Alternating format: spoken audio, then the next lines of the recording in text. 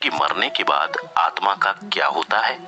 या मृत्यु के 24 घंटे के बाद आत्मा अपने घर वापस क्यों आती है और वह कितने दिनों तक अपने घर में रहती है। अगर नहीं जानते तो मैं आपको बता दूं कि इन सभी सवालों का जवाब गरुड़ पुराण में विस्तार से बताया गया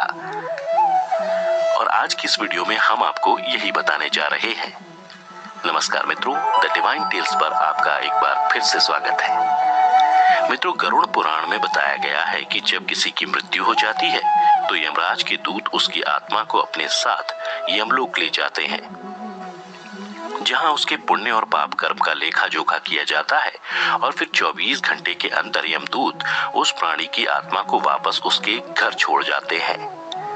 यमदूत के द्वारा वापस छोड़ जाने के बाद मृतक की आत्मा अपने परिजनों के बीच ही भटकती रहती है और अपने परिजनों को पुकारती रहती है, लेकिन उसकी आवाज को कोई नहीं सुनता। यह देख मृतक की आत्मा बेचैन हो जाती है और जोर जोर से चिल्लाने लगती है, तब भी उसकी आवाज को कोई नहीं सुनता। इसके बाद मृतक की आत्मा अपने शरीर में प्रवेश करने की कोशिश करती है, लेकिन यमदूत के पाश में बंधे होने के कारण वह मृत शरीर में प्रवेश नहीं कर पाती है। इसके अलावा गरुड़ पुराण में बताया गया है कि किसी की मृत्यु हो जाने पर जब उसके परिजन रोते बिलखते हैं तो यह देख मृत आत्मा दुखी हो जाती है और वह भी रोने लगती है, लेकिन वह कुछ कर नहीं पाती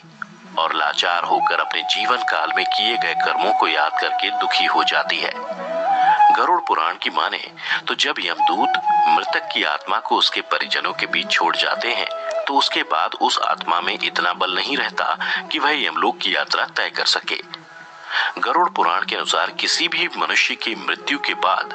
जो 10 दिनों तक पिंड दान किया जाता है, उससे मृत आत्मा के विभिन्न अंगों की रचना होती है और फिर 11वें और 12वें दिन जो पिंड दान किया जाता है, उससे मृतक की आत्मा रूपी शरीर का मांस और त्वचा का निर्माण होता है और जब 13वें दिन 13वीं की जाती है तब मृतक के नाम से जो पिंड दान किया जाता है उससे ही वो यमलोक तक की यात्रा तय करती है। अर्थात मृत्यु के पश्चात 13 दिनों तक जो मृत आत्मा के नाम से पिंड दान किया जाता है, उसी से आत्मा को मृत्यु लोक से यमलोक तक जाने का बल मिलता है। मित्रों, इसीलिए गरुड़ पुराण में बताया गया है कि जब किसी मनुष्य की मृत्यु हो जाती है तो उसकी आत्मा 13 दिनों तक अपने परिजनों के बीच भटकती रहती है और इसके बाद मृतक की आत्मा